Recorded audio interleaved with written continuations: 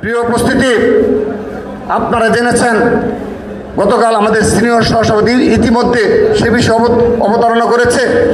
আবরার ফাহাদের ভাই আবরার ফায়াজ একটি আলোচনার টকশোতে এবং তারও আগে তিনি সোশ্যাল মিডিয়ায় ফেসবুক স্ট্যাটাসের মাধ্যমে তিনি বেশ কিছু বিষয় অবতারণা করেছেন। তার মধ্যে উল্লেখযোগ্য বিষয় হলো এই হত্যাকাণ্ডের সাথে সরাসরি সম্পৃক্ত মুনতাসির আল জেমি নামে যে ছাত্রলীগের সন্ত্রাসী বলে আমরা যাকে চিহ্নিত করা হয়েছে, তিনি 6 আগস্ট কারাগার থেকে পালিয়ে গেছে। আজকের দিন পর্যন্ত তাকে গ্রেপ্তার করতে সক্ষম হয়নি। আবরার ফায়াজের ভাই, পরিবার এবং ছাত্রদলের পক্ষ থেকে আমরা গভীর উদ্বেগ জানিয়েছি।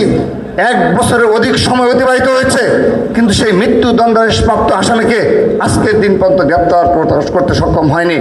উপরন্তু তাদেরকে বাঁচানোর জন্য ছাত্র শিবিরের সাবেক সভাপতি শিশির মনির সরাসরি ভূমিকা পালন করছে এবং এই মৃত্যুদণ্ডাদেশ যেন কার্যকর না হয় সেজন্য তিনি ভূমিকা পালন করছে বলে ইতিমধ্যে প্রতীয়মান হয়েছে।